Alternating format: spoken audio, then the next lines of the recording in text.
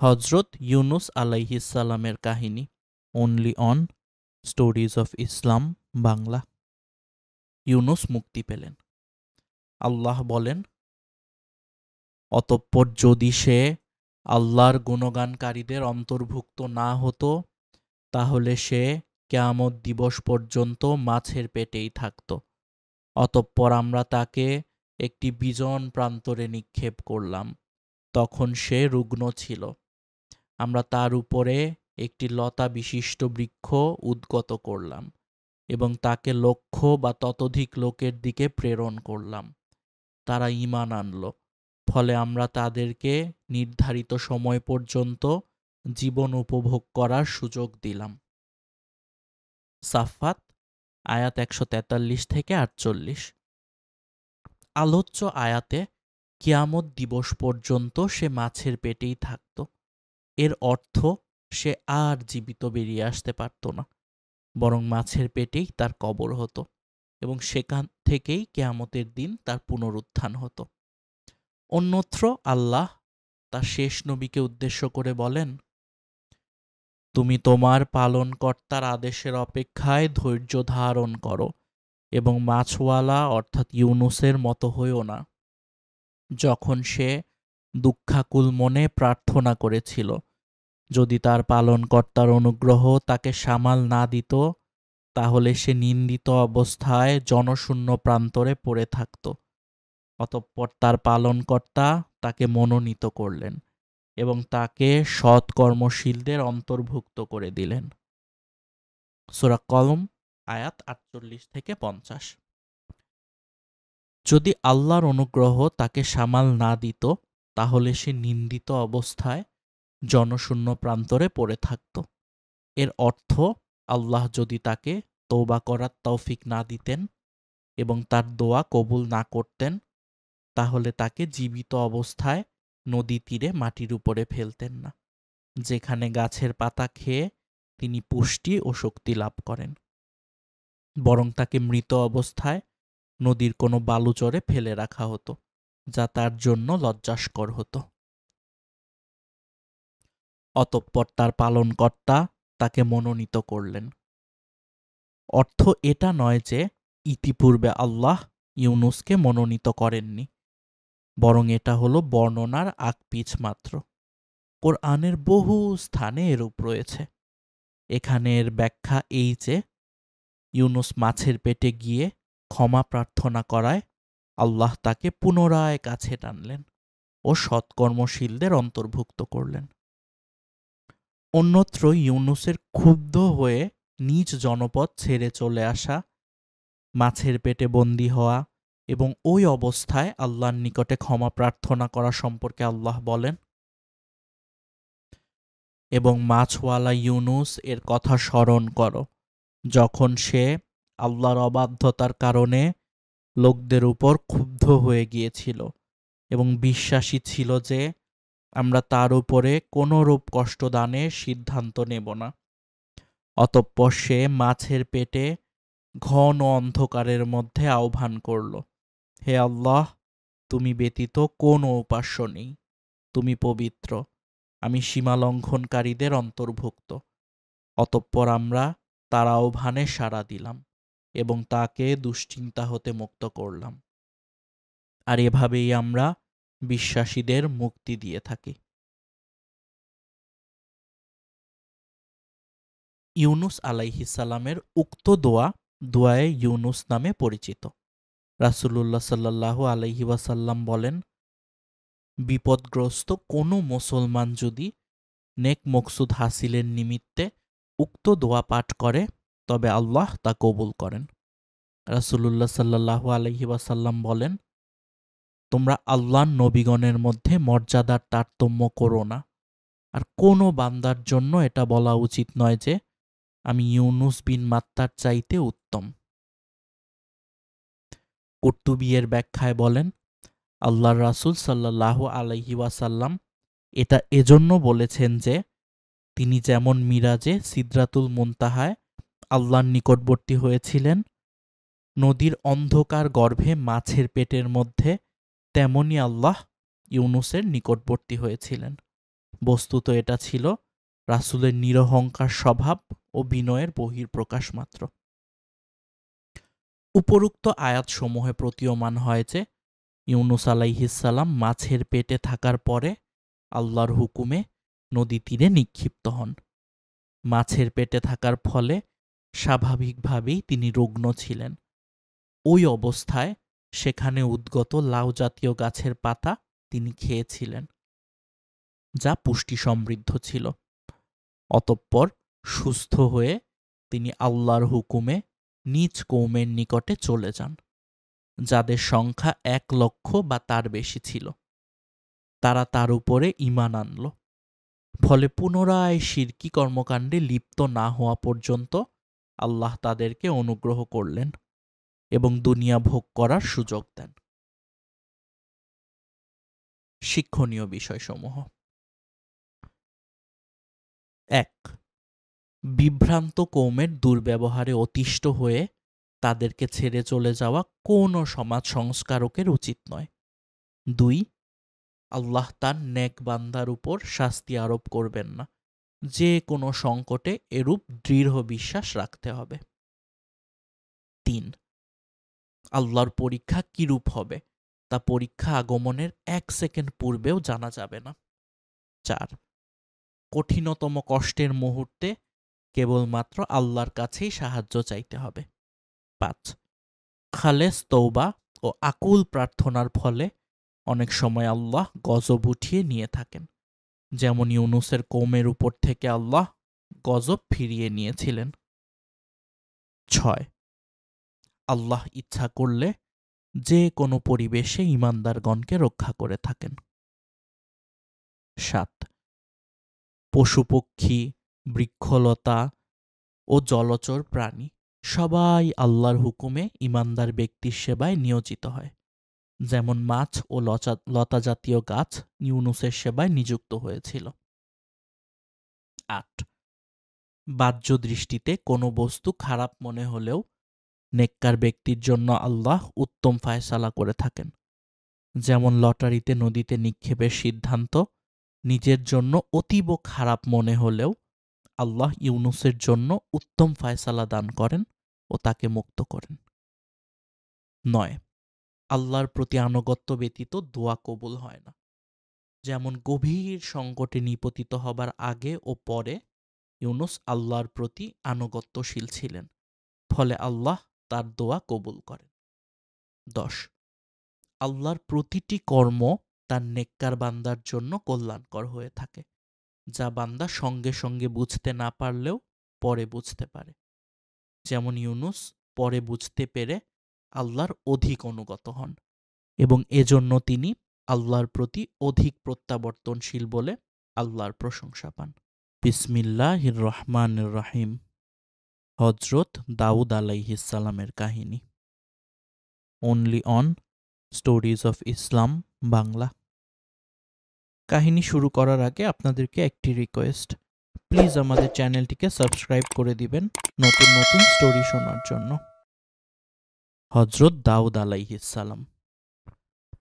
বিপুল শক্তি ও রাষ্ট্র ক্ষমতার অধিকারী নবী ছিলেন মাত্র 2 জন। তারা হলেন পিতা ও পুত্র, দাউদ ও সুলাইমান আলাইহিসসালাম। বর্তমান ফিলিস্তিন সহ সমগ্র ইরাক ও শাম অর্থাৎ সিরিয়া এলাকায় তাদের রাজত্ব ছিল। পৃথিবীর অতুলনীয় ক্ষমতার অধিকারী হয়েও তারা ছিলেন সর্বদা আল্লাহর প্রতি অনুগত ও সদা কৃতজ্ঞ। সে কারণে আল্লাহ তার শেষ নবীকে সান্ত্বনা দিয়ে বলেন, তারা যেসব কথা বলে তাতে তুমি সবর করো এবং আমার শক্তিশালী বান্দা দাউদকে স্মরণ করো। সে ছিল আমার প্রতি সদা প্রত্যাবর্তনশীল। দাউদ হলেন আল্লাহর একমাত্র বান্দা, যাকে খুশি হয়ে পিতা আদম স্বীয় বয়স থেকে 40 বছর কেটে তাকে দান করার জন্য আল্লাহর নিকটে সুপারিশ করেছিলেন এবং সে মতে দাউদের বয়স 60 হতে 100 বছরে বৃদ্ধি পায়। উল্লেখ্য যে হযরত দাউদ আলাইহিসসালাম সম্পর্কে কোরআনের 9টি সূরায় 23টি আয়াতে বর্ণিত হয়েছে। তিনি ছিলেন শেষ নবী হযরত মুহাম্মদ সাল্লাল্লাহু আলাইহি ওয়াসাল্লামের আগমনের প্রায় ১৫০০ বছরের পূর্বেকার নবী।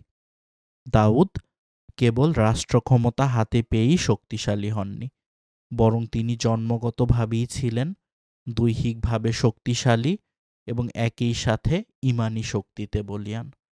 নিম্নোক্ত ঘটনায় তা বর্ণিত হয়েছে। জালুত ও তালুতের কাহিনী এবং দাউদের বীরত্ব। সাগরডুবি থেকে নাজাত পেয়ে মূসা ও হারুন আলাইহিসসালাম যখন বনু ইসরাইলদের নিয়ে শামে এলেন এবং শান্তিতে বসবাস করতে থাকলেন, তখন আল্লাহ তাদেরকে তাদের পিতৃভূমি ফিলিস্তিনে ফিরে যাবার আদেশ দিলেন এবং ফিলিস্তিন দখলকারী শক্তিশালী আমালেকাদের সঙ্গে জিহাদের নির্দেশ দিলেন। সাথে সাথে এ ওয়াদাও দিলেন যে জিহাদে নামলেই তোমাদের বিজয় দান করা হবে। কিন্তু এই ভীতু ও জিহাদ বিমুখ বিলাসী জাতি তাদের নবী মূসাকে পরিষ্কার বলে দিল, তুমিও তোমার রব গিয়ে যুদ্ধ করোগে, আমরা এখানে বসে রইলাম। সূরা মায়েদা আয়াত ২৪। এত বড় বেয়াদবির পরে মূসা আলাইহিসসালাম তাদের ব্যাপারে নিরাশ হলেন এবং কিছুদিনের মধ্যেই দু ভাই পরপর ৩ বছরের ব্যবধানে মৃত্যুবরণ করলেন। জিহাদের আদেশ অমান্য করার শাস্তিস্বরূপ মিশর ও শামের মধ্যবর্তী তিহ প্রান্তরে ৪০ বছর যাবৎ উন্মুক্ত কারাগারে অতিবাহিত করার পর মূসার শিষ্য ও ভাগিনা এবং পরবর্তীতে নবী ইউশা বিন নুনের নেতৃত্বে জিহাদ সংঘটিত হয় এবং আমালেকাদের হঠিয়ে তারা ফিলিস্তিন দখল করে। কিন্তু কিছুদিনের মধ্যে তারা পুনরায় বিলাসিতায় গা ভাসিয়ে দেয় এবং নানাবিধ অনাচারে লিপ্ত হয়। তখন আল্লাহ তাদের উপরে পুনরায় আমালেকাদের চাপিয়ে দেন। বনু ইসরাইলরা আবার নিগৃহীত হতে থাকে। এভাবে বহুদিন কেটে যায়। একসময় শ্যামুয়েল নবীর যুগ আসে। লোকেরা বলে, আপনি আমাদের জন্য একজন সেনাপতি দানের জন্য আল্লাহর নিকটে দোয়া করুন, যাতে আমরা আমাদের পূর্বের ঐতিহ্য ফিরে পাই এবং বর্তমান দুর্দশা থেকে মুক্তি পাই। এই ঘটনা আল্লাহ তার শেষ নবীকে শুনিয়েছেন নিম্নোক্ত ভাষায়। তুমি কি মূসার পরে বনু ইসরাইলদের একদল নেতাকে দেখোনি, যখন তারা তাদের নবীকে বলেছিল, আমাদের জন্য একজন শাসক প্রেরণ করুন, যাতে আমরা তার নেতৃত্বে আল্লাহর পথে যুদ্ধ করতে পারি। নবী বললেন, তোমাদের প্রতি কি এমন ধারণা করা যায় যে লড়াইয়ের নির্দেশ দিলে তোমরা লড়াই করবে? তারা বলল, আমাদের কি হয়েছে যে আমরা আল্লাহর পথে লড়াই করব না, অথচ আমরা বিতাড়িত হয়েছি নিজেদের ঘরবাড়ি ও সন্তান সন্ততি হতে। অতঃপর যখন লড়াইয়ের নির্দেশ হলো, তখন সামান্য কয়েকজন ছাড়া বাকিরা সবাই ফিরে গেল। বস্তুত আল্লাহ জালেমদের ভালো করেই জানেন। ঘটনাটি ছিল নিম্নরূপ। তাদের নবী তাদের বললেন, নিশ্চয়ই আল্লাহ তালুতকে তোমাদের জন্য শাসক নিযুক্ত করেছেন। তারা বলল, সেটা কেমন করে হয় যে তার শাসন চলবে আমাদের উপর, অথচ আমরাই শাসন ক্ষমতা পাওয়ার অধিক হকদার। তাছাড়া সে ধন সম্পদের দিক দিয়েও সচ্ছল নয়। জবাবে নবী বললেন, নিশ্চয়ই আল্লাহ তোমাদের উপর তাকে মনোনীত করেছেন এবং স্বাস্থ্য ও জ্ঞানের দিক দিয়ে তাকে প্রাচুর্য দান করেছেন। বস্তুত আল্লাহ যাকে ইচ্ছা রাজ্য দান করেন। তিনি হলেন প্রাচুর্য দানকারী ও সর্বজ্ঞ।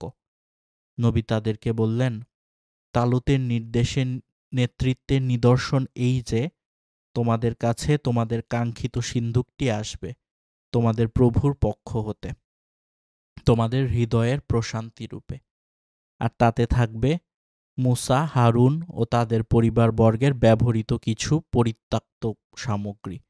সিন্ধুকটিকে বহন করে আনবে ফেরেশতাগণ। এতেই তোমাদের অর্থাৎ শাসকের জন্য নিশ্চিত নিদর্শন রয়েছে, যদি তোমরা বিশ্বাসী হও। সূরা বাকারা আয়াত 247-48। বিষয়টি এই যে, বনু ইসরাইলগণের নিকটে একটা সিন্ধুক ছিল, যার মধ্যে তাদের নবী মূসা, হারুন ও তাদের পরিবারের ব্যবহৃত কিছু পরিত্যক্ত সামগ্রী ছিল। তারা এটাকে খুবই বরকতময় মনে করত এবং যুদ্ধকালে একে সম্মুখে রাখত। একবার আমালেকাদের সাথে যুদ্ধের সময় বনু ইসরাইলগণ পরাজিত হলে আমালেকাদের বাদশাহ জালুত উক্ত সিন্ধুকটি নিয়ে যায়। এখন যখন বনু ইসরাইলগণ পুনরায় জিহাদের সংকল্প করল, তখন আল্লাহ তাদেরকে উক্ত সিন্ধুকটি ফিরিয়ে দিতে মনস্থ করলেন। অতঃপর এই সিন্ধুকটির মাধ্যমে তাদের মধ্যকার নেতৃত্ব নিয়ে ঝগড়ার নিরসন করেন। সিন্ধুকটি তালুতের বাড়িতে আগমনের ঘটনা এই যে, জালুতের নির্দেশে কাফেররা সেখানেই সিন্ধুকটি রাখে। সেখানেই দেখা দেয় মহামারী ও অন্যান্য বিপদাপদ। অর্থাৎ যে জায়গায় রাখা হতো সেখানেই বিভিন্ন রকম মহামারী এবং বিপদাপদ চলে আসতো।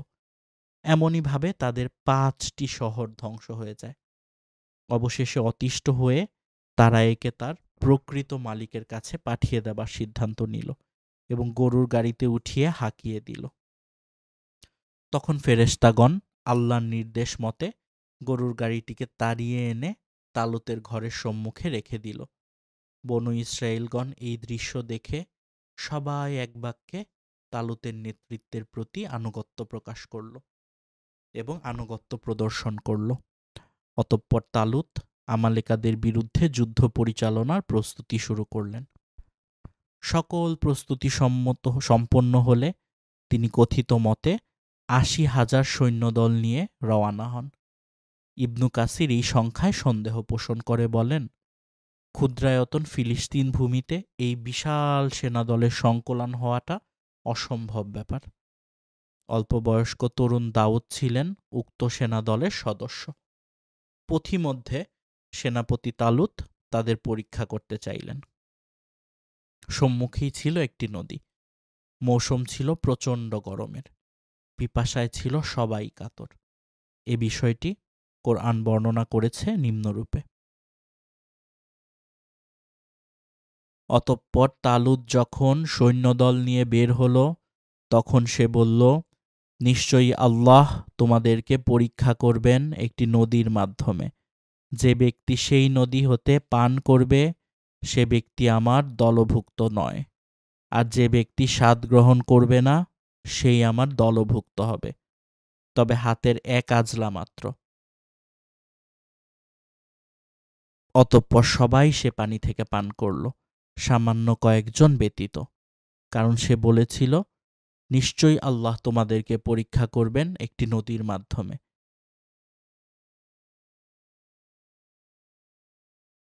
অতঃপর সবাই সে নদী থেকে পান করল, সামান্য কয়েকজন ছাড়া। পরে তালুত যখন নদীর পার হল এবং তার সঙ্গে ছিল মাত্র কয়েকজন ঈমানদার ব্যক্তি, তখন অধিক পানি পানকারী সংখ্যাগরিষ্ঠ লোকেরা বলতে লাগল, আজকের দিনে জালুত ও তার সেনাবাহিনীর সাথে যুদ্ধ করার শক্তি আমাদের নেই।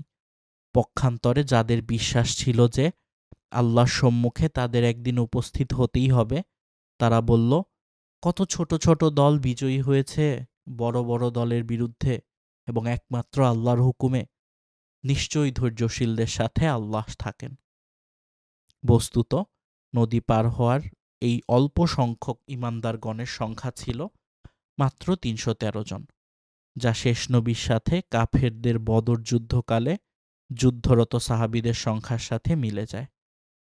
পানি পানকারী হাজারো সৈনিক নদী পাড়ে আলস্যে ঘুমিয়ে পড়ল, অথচ পানি পান করা থেকে বিরত থাকা স্বল্প সংখ্যক ঈমানদার সাথী এবং তাদের নিয়েই তালুত চললেন সেকালের সেরা সেনাপতি ও শৌর্যবীর্যের প্রতীক আমালেকাদের বাদশাহ জালুদের বিরুদ্ধে। বস্তুবাদীগণের হিসাব মতে এটা ছিল নিতান্তই আত্মহননের শামিল। এই দলেই ছিলেন দাউদ।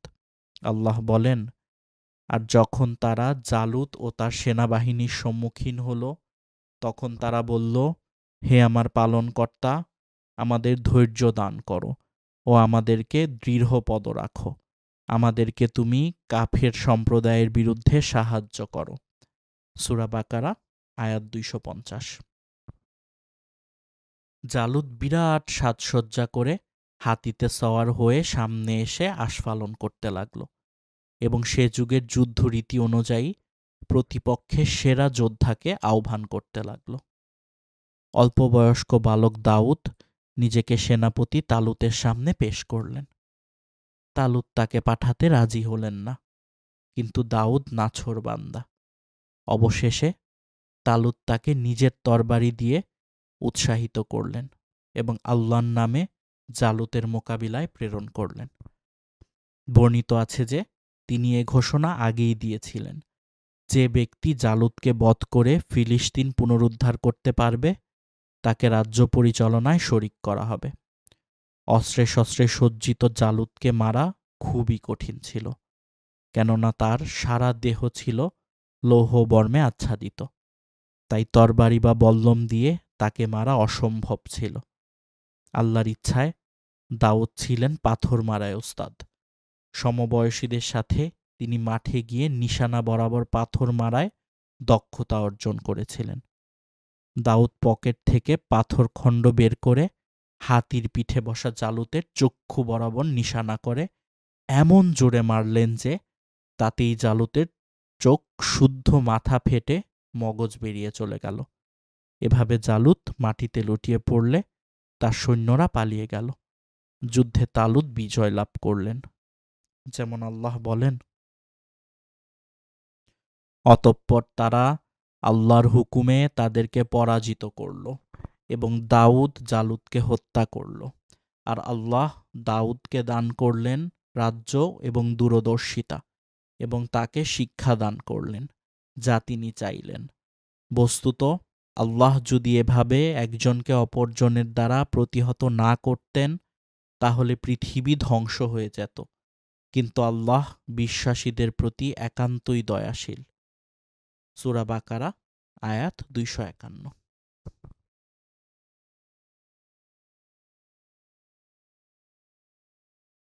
শিক্ষণীয় বিষয়: নেতৃত্বের জন্য সর্বাধিক প্রয়োজন হল জ্ঞান ও দৈহিক স্বাস্থ্য, যা তালুতের মধ্যে ছিল। নেতৃত্বের জন্য বংশ ও অর্থ সম্পদের চাইতে বড় প্রয়োজন দৃঢ় ঈমান ও আল্লাহর উপরে নির্ভরশীলতা। নেতার জন্য অবশ্য কর্তব্য হল কর্মীদের পরীক্ষার মাধ্যমে বাছাই করা, যেমন তালুত করেছিলেন। চিরকাল সংখ্যালঘু ঈমানদারগণ সংখ্যাগুরু অবিশ্বাসীদের বিরুদ্ধে জয়লাভ করে থাকে, যা তালুত ও জালুতের ঘটনায় প্রমাণিত হয়। আল্লাহর উপরে নির্ভরশীল, দৃঢ় প্রতিজ্ঞ ও কুশলী সেনাপতি এবং স্বল্প সংখ্যক নিবেদিত প্রাণ লোকই যথেষ্ট হয় বিজয় লাভের জন্য। তালুত ও দাউদ যার জাজল্যমান প্রমাণ। অস্ত্রবল ও জনবলের চাইতে ঈমানী বল যে কোনো বিজয়ের মূল শক্তি। উপরোক্ত ঘটনায় আরেকটি বিষয় প্রমাণিত হয়। তালুত কর্তৃক পরীক্ষা গ্রহণের ফলে তার আমলেই বনু ইসরাঈলগণের মধ্যে দুটি দলের সৃষ্টি হয়। একদল তালুতের অনুগত মুমিন, যারা নিজেদেরকে বনু ইসরাঈল বলে পরিচিত করে, অর্থ আল্লাহর দাস এর বংশ। অপর দল ছিল মুনাফিক, যাদেরকে ইয়াহুদি বলা হতো। প্রকৃত বনু ইসরাঈলগণ ইয়াহুদি নামকে ঘৃণার সাথে প্রত্যাখ্যান করেছিলেন। আজও পৃথিবীতে তারা ঘৃণিত হয়েই আছে। অতদিন কিয়ামত হবে না যতদিন না মুসলমানরা একে একে এদেরকে হত্যা করবে। গাছ ও পাথর পর্যন্ত এদের পালিয়ে থাকা অবস্থান মুসলমানদেরকে জানিয়ে দেবে। দাউদ আলাইহিসসালামের কাহিনী। তালুত আমালেকা দখলদারদের হটিয়ে শামের শাসনকর্তার পদ লাভ করেন। অতঃপর দাউদ কতদিন পরে নবী হন এবং তালুতের পরে কখন তিনি শাসন ক্ষমতায় আসেন এ বিষয়ে স্পষ্ট কিছু জানা যায় না। তবে অন্যান্য নবীদের ন্যায় তিনি 40 বছর বয়সে নবুয়াত লাভ করেন বলে আমরা ধরে নিতে পারি। তিনি শতায়ু ব্যক্তি ছিলেন এবং তার পুত্র সন্তানের সংখ্যা ছিল 19 জন। তন্মধ্যে সুলাইমান আলাইহিসসালাম নবুয়ত ও শাসন ক্ষমতা উভয় দিক দিয়ে পিতার স্থলাভিষিক্ত হয়েছিলেন। আল্লাহ পিতা ও পুত্রকে অনন্য বৈশিষ্ট্যমণ্ডিত করে সৃষ্টি করেছিলেন। আমরা কোরআন থেকে যা প্রাপ্ত হয়েছি সেটুকুই পেশ করব সত্যসন্ধানী পাঠকের জন্য। মনে রাখা আবশ্যক যে কোরআন কোনো গল্পগ্রন্থ নয়। মানুষের হেদায়েতের জন্য যতটুকু প্রয়োজন ততটুকুই মাত্র সেখানে পাওয়া যায়। বাকি তথ্যাবলীর উৎস হল ইসরায়েলি বর্ণনাসমূহ, যার কোনো নির্ভরযোগ্য ভিত্তি নেই, বরং সেখানে অন্যান্য নবীগণের ন্যায় দাউদ ও সুলাইমানের চরিত্রকে মষীলিপ্ত করা হয়েছে। আর সেই সব নোংরা কাহিনীকে ভিত্তি করে আরবি, উর্দু, ফার্সি এমনকি বাংলা ভাষায়ও লিখিত হয়েছে নবীদের কাহিনী, এবং এসব নামে বহু বাজে বই পুস্তিকা। নবীগণের নিষ্পাপত্বে বিশ্বাসী ঈমানদার পাঠকগণ ওইসব বইপত্র থেকে দূরে থাকবেন, এটাই আমরা একান্তভাবে কামনা করব। বরং আমাদের পরামর্শ থাকবে ওইসব উদ্ভট ও নোংরা গল্পগুজবে ভরা তথাকথিত ধর্মীয় বইপত্র আগুনে পুড়িয়ে নিশ্চিহ্ন করে দিন। তাতে নিজের ও পরিবারের এবং অন্যদের ঈমান ক্ষতিগ্রস্ত হওয়া থেকে বেঁচে থাকবে। দাউদ আলাইহিসসালামের বৈশিষ্ট্যসমূহ। আল্লাহ প্রত্যেক নবীকে স্বতন্ত্র কিছু বৈশিষ্ট্য দান করেছেন। সে মতে দাউদ আলাইহিসসালামকে প্রদত্ত বৈশিষ্ট্যসমূহ নিম্নে বিবৃত হল। ১. আল্লাহ দাউদ আলাইহিসসালামকে আধ্যাত্মিক ও দৈহিক শক্তিতে বলীয়ান করে সৃষ্টি করেছিলেন। যেমন আল্লাহ বলেন, স্মরণ করো আমার বান্দা দাউদকে, সে ছিল শক্তিশালী এবং আমার প্রতি সদা প্রত্যাবর্তনশীল। এই প্রথমাংশে তার দৈহিক ও দুনিয়াবী শাসন শক্তির কথা বলা হয়েছে এবং শেষাংশে তার আধ্যাত্মিক শক্তির কথা বলা হয়েছে। এজন্য যে বিরাট ও অপ্রতিদ্বন্দ্বী বাদশাহ হওয়া সত্ত্বেও তিনি সর্বদা আল্লাহর প্রতি নিবেদিত প্রাণ ছিলেন, সকল কাজে তার দিকেই ফিরে যেতেন। বুখারী ও মুসলিমের এক হাদিসে রাসূলুল্লাহ সাল্লাল্লাহু আলাইহি ওয়াসাল্লাম বলেন, আল্লাহ তাআলার নিকটে সর্বাধিক পছন্দনীয় সালাত হল দাউদ আলাইহিসসালামের সালাত, এবং সর্বাধিক পছন্দনীয় সিয়াম ছিল দাউদ আলাইহিসসালামের সিয়াম। তিনি অর্ধরাত্রি পর্যন্ত ঘুমাতেন, অতঃপর 1/3 সালাতে কাটাতেন এবং শেষ ষষ্ঠাংশে নিদ্রা যেতেন। তিনি একদিন সিয়াম রাখতেন। শত্রুর মোকাবেলায় তিনি কখনো পশ্চাদপসরণ করতেন না। ২. পাহাড় ও পক্ষীকুল তার অনুগত ছিল। যেমন আল্লাহ বলেন, আমরা পর্বতমালাকে তার অনুগত করে দিয়েছিলাম, তারা সকাল সন্ধ্যায় তার সাথে পবিত্রতা বর্ণনা করত, আর পক্ষীকুলকেও, যারা তার কাছে সমবেত হতো, সবাই ছিল তার প্রতি প্রত্যাবর্তনশীল। একই মর্মে বক্তব্য এসেছে সূরা সাবা 10 আয়াতে। অন্যদিকে আল্লাহ দাউদ পুত্র সুলাইমানের অধীনস্থ করে দিয়েছিলেন বায়ুকে ও জিনকে। পাহাড় ও পক্ষীকুল হযরত দাউদ আলাইহিসসালামের কিতাবে হযরত দাউদ আলাইহিসসালামকে কিভাবে আনুগত্য করত সে বিষয়ে কোনো বক্তব্য কোরআনে আসেনি। তাফসীরবিদগণ নানাবিধ সম্ভাবনা ব্যক্ত করেছেন, আমরা সেগুলোকে এড়িয়ে যাচ্ছি, কেননা ইবনু আব্বাস রাদিয়াল্লাহু বলেছেন, আল্লাহ যে বিষয়কে অস্পষ্ট রেখেছেন তোমরাও তাকে অস্পষ্ট থাকতে দাও। ৩, ৪ ও ৫ তাকে দেয়া হয়েছিল সুদৃঢ় সাম্রাজ্য, গভীর প্রজ্ঞা ও অনন্য বাগ্মিতা। যেমন আল্লাহ বলেন, সাম্রাজ্যকে সুদৃঢ় করেছিলাম, আমরা তার সাম্রাজ্যকে সুদৃঢ় করেছিলাম এবং তাকে দিয়েছিলাম প্রজ্ঞা ও ফায়সালাকারী বাগ্মিতা। উল্লেখ্য, আবু মুসা আশআরী রাদিয়াল্লাহু ও ইমান শাবি বলেন, তিনি সর্বপ্রথম বক্তৃতায় হামদ ও সালাতের পর অতঃপর শব্দযুক্ত করেন। পূর্বেই আমরা বলেছি যে তার এই সাম্রাজ্য ছিল শাম ও ইরাক ব্যাপী, যা আধুনিক সিরিয়া, লেবানন, জর্ডান, ফিলিস্তিন ও ইরাককে শামিল করে। আল্লাহ বলেন, হে দাউদ, আমরা তোমাকে পৃথিবীতে খলিফা করেছি, অতঃপর তুমি মানুষের মাঝে ন্যায়সঙ্গত ফায়সালা করো এবং খেয়াল খুশির অনুসরণ করো না। তাহলে তা তোমাকে আল্লাহর পথ হতে বিচ্যুত করবে। নিশ্চয়ই যারা আল্লাহর পথ হতে বিচ্যুত হয় তাদের জন্য রয়েছে কঠোর শাস্তি, এ কারণে যে তারা হিসাব দিবসকে ভুলে যায়। 6. লোহাকে আল্লাহ তার জন্য নরম করে দিয়েছিলেন। যেমন আল্লাহ বলেন, এবং আমরা তার জন্য লোহাকে নরম করে দিয়েছিলাম এবং তাকে বলেছিলাম প্রশস্ত বর্ম তৈরি করো ও কড়াসমূহ যথাযথভাবে সংযুক্ত করো এবং তোমরা সৎকর্ম সম্পাদন করো। তোমরা যা কিছু করো তা আমরা দেখতে থাকি। উল্লেখ্য যে হযরত দাউদ আলাইহিসসালাম একজন দক্ষ কর্মকার ছিলেন। বিশেষ করে শত্রুর মোকাবিলার জন্য উন্নত মানের বর্ম নির্মাণে তিনি ছিলেন একজন কুশলী কারিগর, যা বিক্রি করে তিনি সংসার যাত্রা নির্বাহ করতেন। রাষ্ট্রীয় কোষাগার থেকে নিজের ভরণ পোষণের জন্য কিছুই নিতেন না, যদিও সেটা নেওয়া কোনো দোষের ছিল না। এখানে লোহাকে বাস্তবে মোমের মতো নরম করার প্রকাশ্য অর্থ নিলে সেটা হবে তার জন্য মোজেজা স্বরূপ, যা মোটেই অসম্ভব নয়। বরং নরম করে দেওয়ার অর্থ লোহাকে সহজে ইচ্ছামতো রূপ দেওয়ার ও উন্নত মানের নির্মাণ কৌশল শিক্ষাদানও হতে পারে। যেমন অন্যত্র আল্লাহ বলেন, আর আমরা তাকে তোমাদের জন্য বর্ম নির্মাণ কৌশল শিক্ষা দিয়েছিলাম, যাতে তা যুদ্ধের সময় তোমাদেরকে রক্ষা করে। অতএব তোমরা কি কৃতজ্ঞ হবে?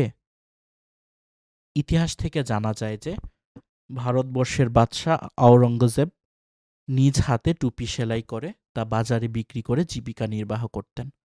রাষ্ট্রীয় কোষাগার থেকে কিছুই নিতেন না। বস্তুত নবী রাসূলগণ ছিলেন সকল উন্নত চরিত্রের পথিকৃত। 7. আল্লাহ পাক দাউদকে নবুয়াত দান করেন এবং তাকে এলাহি কিতাব জবুর দান করে কিতাবধারী রাসূলের মর্যাদায় অভিষিক্ত করেন। যেমন তিনি বলেন, আমরা দাউদকে জবুর প্রদান করেছিলাম। হযরত দাউদকে যে আল্লাহ অতুলনীয় সাম্রাজ্য দান করেছিলেন সেটা যেন জাবুরেরই ভবিষ্যৎবাণীর বাস্তব রূপ। কেননা জবুরে আল্লাহ তার সৎকর্মশীল বান্দাদের পৃথিবীর অধিকারী হওয়ার সুসংবাদ দিয়েছেন। যেমন আল্লাহ বলেন, আমরা বিভিন্ন উপদেশের পর জবুরে একথা লিখে দিয়েছি যে আমার সৎকর্মশীল বান্দাগণ অবশেষে পৃথিবীর উত্তরাধিকারী হবে। 8. তাকে অপূর্ব সুমধুর কণ্ঠস্বর দান করা হয়েছিল। যখন তিনি জবুর তেলাওয়াত করতেন তখন কেবল মানুষ নয়, পাহাড় ও পক্ষীকুল পর্যন্ত তা এক মনে শুনত। এদিকে ইঙ্গিত করি আল্লাহ বলেন, আমরা দাউদের প্রতি আমাদের পক্ষ হতে অনুগ্রহ প্রদান করেছিলাম, এই মর্মে আদেশ করে যে, হে পর্বতমালা, তোমরা দাউদের সাথে বারবার তাসবিহ সমূহ আবৃত্তি করো, এবং একই নির্দেশ দিয়েছিলাম আমরা পক্ষীকুলকেও। আধুনিক বিজ্ঞান প্রমাণ করে দিয়েছে যে পাহাড় ও মাটির এক ধরনের জীবন রয়েছে যা তাদের জন্য উপযোগী। এ বিষয়টি আল্লাহ অন্যত্র এভাবে বলেন, আমরা পাহাড়কে ও পক্ষীকুলকে দাউদের অনুগত করে দিয়েছিলাম যাতে তারা তাসবিহ পাঠ করত, এবং আমরা এটা করে থাকি। অতএব দাউদের কণ্ঠস্বর শোনা, তার অনুগত হওয়া ও আল্লাহর বাণী জাবুরের আয়াতসমূহের প্রতি মনোযোগী হওয়া এবং আল্লাহর পবিত্রতা ঘোষণা করা পাহাড় ও পক্ষীকলের জন্য মোটেই আশ্চর্যের বিষয় নয়। শেষ নবী সাল্লাল্লাহু আলাইহি ওয়াসাল্লাম এর জন্য বনের পশু, পাহাড়, বৃক্ষ তার সামনে মাথা নুইয়েছে ও ছায়া করেছে। এমনকি স্বস্থান থেকে উঠে এসে বৃক্ষ তার সম্মুখে দাঁড়িয়ে। এগুলি সব চাক্ষুষ ঘটনা। একদা রাসূলুল্লাহ সাল্লাল্লাহু আলাইহি ওয়াসাল্লাম তার 3 সাথী আবু বকর, ওমর ও উসমান একটি পাহাড়ে উঠলেন। তখন পাহাড়টি কাঁপতে শুরু করল। রাসূলুল্লাহ সাল্লাল্লাহু আলাইহি ওয়াসাল্লাম পাহাড়টিকে ধমক দিয়ে বললেন, স্থির হও, তোমার উপরে আছেন একজন নবী, একজন সিদ্দিক ও 2 জন শহীদ। এর দ্বারা উদ্ভিদ ও পর্বতের জীবন ও অনুভূতি প্রমাণিত হয়। অতএব আল্লাহর অপর নবী দাউদ আলাইহিস সালামের জন্য পাহাড়, পাখি, লোহা ইত্যাদি অনুগত হবে, এতে বিস্ময়ের কিছুই নেই।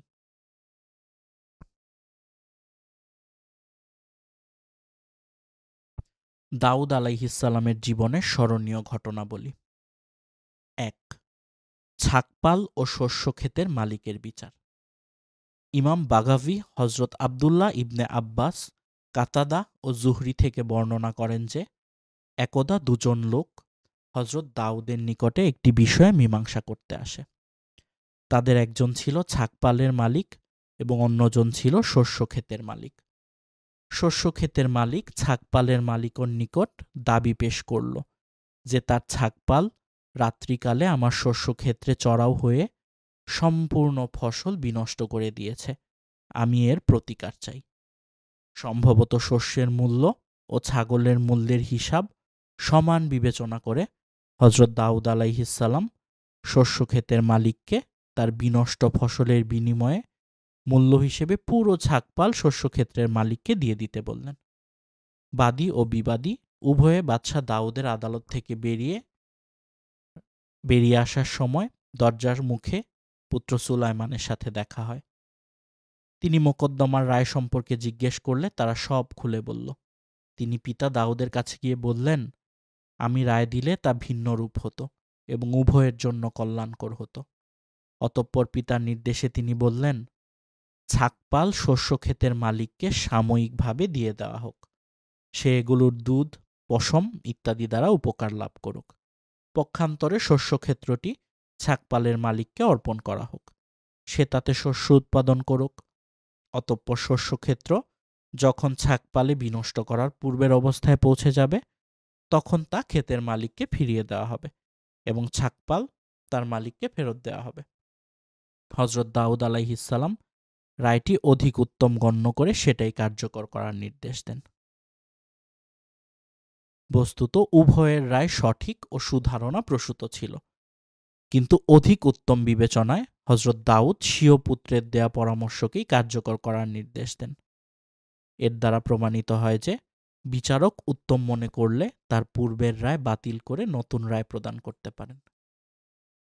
দ্বিতীয় ঘটনা, ইবাদতখানায় প্রবেশকারী বাদী বিবাদীর বিচার।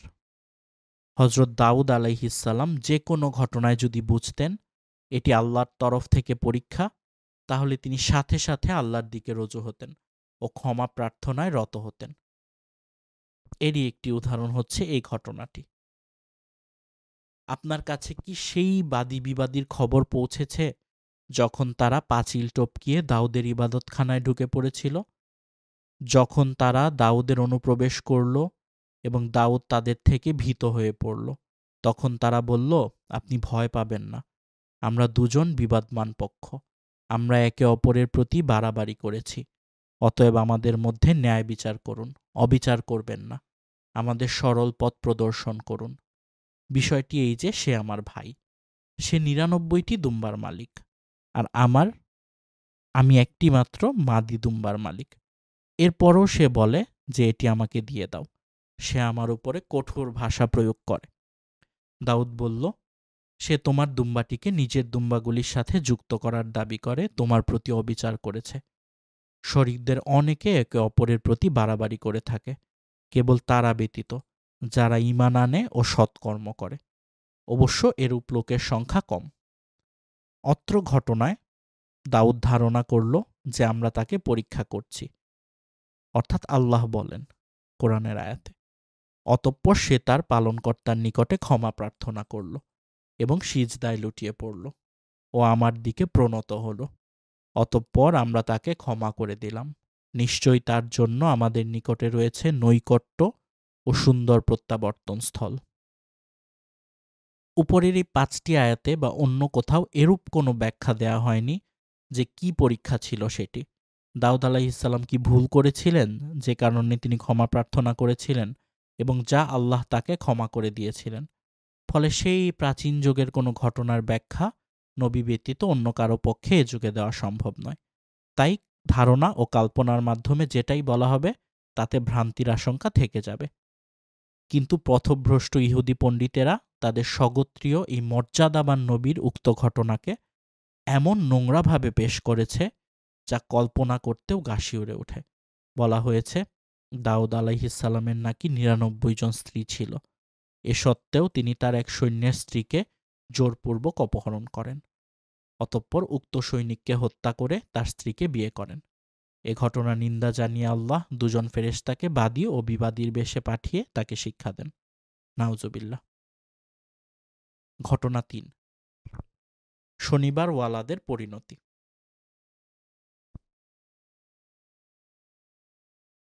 বনু ইসরায়েলদের জন্য শনিবার ছিল সাপ্তাহিক ছুটির দিন এবং ইবাদতের জন্য নির্দিষ্ট ও পবিত্র দিন। এদিন তাদের জন্য মৎস্য শিকার নিষিদ্ধ ছিল। তারা সমুদ্র উপকূলের বাসিন্দা ছিল এবং মৎস্য শিকার ছিল তাদের পেশা।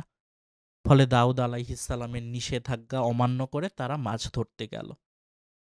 এতে তাদের উপরে আল্লাহর পক্ষ থেকে মস্ক বা আকৃতি পরিবর্তনের শাস্তি নেমে আসে এবং ৩ দিনের মধ্যে তারা সবাই মারা যায়। এই ঘটনাটি কোরআনেও এসেছে। যেমন আল্লাহ মদিনার ইহুদিদের উদ্দেশ্যে বলেছিলেন, আর তোমরা তো তাদেরকে ভালোভাবে জানো যারা শনিবারের ব্যাপারে সীমা লঙ্ঘন করেছিল। আমরা তাদের বলেছিলাম, তোমরা নিকৃষ্ট বানর হয়ে যাও। অতঃপর আমরা এ ঘটনাকে তাদের সমসাময়িক ও পরবর্তীদের জন্য দৃষ্টান্ত হিসেবে এবং আল্লাহ ভীরুদের জন্য উপদেশ হিসেবে রেখে দিলাম। তাফসিরে কুরতুবিতে বলা হয়েছে যে ইহুদিদের প্রথমে গোপনে এবং বিভিন্ন কৌশলে এবং পরে ব্যাপকভাবে নিষিদ্ধ দিনে মাছ শিকার করতে থাকে। এতে তারা 2টা দলে বিভক্ত হয়ে যায়। সৎ ও বিজ্ঞ লোকেরা এ কাজে বাধা দেয়, অপর দল বাধা অমান্য করে মাছ ধরতেই থাকে। ফলে প্রথম দলের লোকেরা শেষোক্তদের থেকে পৃথক হয়ে যান, তাদের সাথে সম্পর্ক ছিন্ন হয়ে যায়, এমনকি বাসস্থানও পৃথক হয়ে যায়। একদিন তারা অবাধ্যদের এলাকায় চরম নীরবতা লক্ষ্য করেন। তারপর তারা সেখানে পৌঁছে দেখে সবাই বানর ও শূকরে পরিণত হয়ে গেছে। কাতাদা বলেন, বৃদ্ধরা শূকরে এবং যুবকেরা বানরে পরিণত হয়েছিল। রূপান্তরিত বানরেরা নিজ নিজ আত্মীয় স্বজনকে চিনতে পেরেছিল এবং তাদের কাছে গিয়ে অঝোর নয়নে অশ্রু বিসর্জন করেছিল। উক্ত বিষয়ে সূরা আরাফের 164-65 আয়াতের বর্ণনায় প্রতীয়মান হয় যে সেখানে তৃতীয় আরেকটি দল ছিল, যারা উপদেশ দানকারীদের উপদেশ দানে বিরত রাখার চেষ্টা করত। বাহ্যত এরা ছিল শান্তিবাদী এবং অলস ও সুবিধাবাদী। এরাও ফাসেকদের সাথে শূকর বানরে পরিণত হয় এবং ধ্বংস হয়ে যায়। এ থেকে স্পষ্ট বোঝা যায়, ন্যায়ের আদেশ ও অন্যায়ের নিষেধকারীদের পক্ষাবলম্বন না করে নিরপেক্ষতা অবলম্বনকারী ব্যক্তিগণ জালেম ও ফাসেকদের সাথেই আল্লাহর গজবে ধ্বংস হবে। সহিহ মুসলিমে হযরত আবদুল্লাহ ইবনে মাসউদ রাদিয়াল্লাহু হতে বর্ণিত হয়েছে, একবার রাসূলুল্লাহ সাল্লাল্লাহু আলাইহি ওয়াসাল্লাম কয়েকজন সাহাবী এসে ওনাকে জিজ্ঞেস করলেন, হে রাসূল, এ যুগের বানর শূকরগুলি কি সেই আকৃতি পরিবর্তিত ইহুদি সম্প্রদায়? তিনি বললেন, আল্লাহ তাআলা যখন কোনো সম্প্রদায়কে ধ্বংস করেন কিংবা তাদের উপরে আকৃতি পরিবর্তনের আযাব নাজিল করেন, তখন তাদের বংশধররা থাকে না, আর বানর শূকর পৃথিবীতে পূর্বেও ছিল, ভবিষ্যতেও থাকবে। ইবনু আব্বাস রাদিয়াল্লাহু বলেন, তারা খায় না, পান করে না এবং 3 দিনের বেশি বাঁচেও না। তালুতের পরে বনু ইসরাইলগণের অবস্থা ক্রমেই শোচনীয় পর্যায়ে চলে যায়। জালেম বাদশাদের দ্বারা তারা শাম দেশ হতে বিতাড়িত হয়। বিশেষ করে পারস্যরাজ বুখতানসর যখন তাদেরকে শাম থেকে বহিষ্কার করলেন, তখন তাদের একদল হেজাফে গিয়ে বসবাসের সিদ্ধান্ত নিল, এই উদ্দেশ্যে যে আমরা দাউদ ও সুলাইমানের নির্মিত বায়তুল মুকাদ্দাস হারিয়েছি। ফলে এখন আমরা আমাদের পূর্বপুরুষ ইব্রাহিম ও ইসমাইলের নির্মিত কাবা গৃহের উদ্দেশ্যে যাত্রা করি, যাতে আমরা আমাদের বংশধররা শেষ নবীর সাক্ষাৎ লাভে ধন্য হয়। সে মতে তারা আরবি হিজরত করে ও ইয়াসসিরে বসবাস শুরু করে। বিসমিল্লাহির রহমানির রহিম। হজরত সুলাইমান আলাইহিসসালামের কাহিনী। Only on stories of Islam Bangla. হজরত সুলাইমান আলাইহিসসালাম। হজরত দাউদ আলাইহিসসালামের মৃত্যুর পর সুযোগ্য পুত্র সুলাইমান তার স্থলাভিষিক্ত হন। শেষ নবী মুহাম্মদ সাল্লাল্লাহু আলাইহি ওয়াসাল্লামের আবির্ভাবের ন্যূনাধিক ১৫০০ বছর পূর্বে তিনি নবী হন। সুলাইমান ছিলেন ১৯ জন পুত্রের অন্যতম। আল্লাহ পাক তাকে জ্ঞানে, প্রজ্ঞায় ও নবুয়াতের সম্পদে সমৃদ্ধ করেন। এছাড়াও তাকে এমন কিছু নিয়ামত দান করেন যা অন্য কোনো নবীকে দান করেননি। ইমাম বাগাভী ইতিহাসবিদগণের বরাতে বলেন, সুলাইমান আলাইহিসসালামের মোট বয়স হয়েছিল ৫৩ বছর। ১৩ বছর বয়সের রাজকার্য হাতে নেন এবং শাসনের চতুর্থ বছরে বায়তুল মুকাদ্দাসের নির্মাণ কাজ শুরু করেন। তিনি ৪০ বছর কাল রাজত্ব করেন।